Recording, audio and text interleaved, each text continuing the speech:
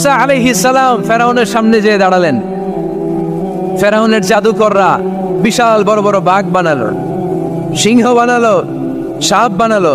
মুসা আলাইহিস সালাম দেখে ভড়কে গেলেন, ভয় পেয়ে গেলেন। আল্লাহ বললেন, মুসা ভয় নাই, তোমার লাঠিটা খালি ফেলো। কি ফেলো? মুসা আলাইহিস সালামকে একটা লাঠি দিছে কে? লাঠি ফেলার সাথে সাথে মুহূর্তের মধ্যে হাইয়াতান তাসআ, বিশাল এক অজগর সাপ। এই বিশাল অজগর সাপ ফেরাউনের জাদুকরদের বানানো সব বাঘ, ভাল্লুক, সিংহ আর সাপগুলো রেখে বিশাল ফানা ধরে আছে। আর সাপ বলতে শুরু করেছে, আর কি আছে নিয়ে আয়। সুবহানাল্লাহ কইতে পারলেন না? এই দৃশ্য দেখার সাথে সাথে ফেরাউনের রাজপ্রাসাদের সামনে যতগুলো জাদুকর ছিল, কোরআন বলে ফাউলকিয়াস সাহারাতু সাজিদিন। এই দৃশ্য দেখা মাত্রই ফেরাউনের নিয়ে আসা বড় বড় জাদুকরগুলো মুসা আলাইহিস সালামের সামনে দাঁড়িয়ে আল্লাহর জন্য সেজদায় লুটিয়ে পড়েছে।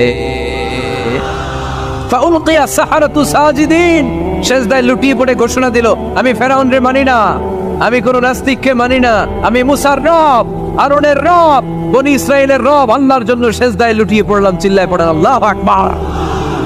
মুহূর্তেই এক সেজদার কারণে তাদের নসিবে হেদায়েত দিয়ে দিয়েছে কে? নবীদের মধ্যে সবচাইতে জবরদস্ত পয়গম্বর ছিলেন মুসা আলাইহিস সালাম। বড় মেজাজওয়ালা নবী, রেখে যেতেন খুব বেশি। থাপ্পড় মেরে একবার ফেরাউনের বাবুর্চিকে মেরে ফেলেছিলেন। অনেক শক্তি আল্লাহ তাআলা তাকে গায়ে দিয়েছিল। তিনি একবার আল্লাহকে আবদার করে বসলেন, রব্বি আরিনি আনজুর ইলাইক। আল্লাহ, আপনি বলেছেন আপনারা দেখা যায় না, কিন্তু আমি দেখতে চাই। আমি কি করতে চাই? জোরে বলেন। আল্লাহ বললেন, লান তারানি, never you can see me, never you can see me. তুমি আমাকে দেখতে পাবে না, কারণ আমাকে দেখা যায় না। সাইয়েদনা মুসা বললেন, আমি দেখতে চাই। আল্লাহ বললেন, দেখা যায় না। মুসা বলে, দেখতে চাই। আল্লাহ বললেন, দেখা যায় না। মুসা আলাইহিস সালাম বললেন, কথা বলেন না কেন? আল্লাহ বললেন, মুসা বললেন, আল্লাহ বললেন। মুসা বলে দেখতে চাই, আল্লাহ বলে দেখা যায় না।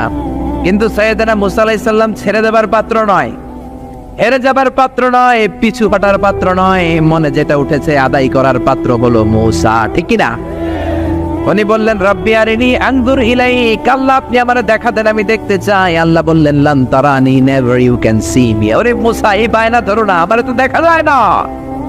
এই পৃথিবীর চামড়ার চক্ষু দিয়ে আমাকে দেখা যাবে না। মুসা বললেন, আমি দেখেই ছাড়ব। আল্লাহও বুঝাতে পারেন না, মুসাও ছাড়েন না।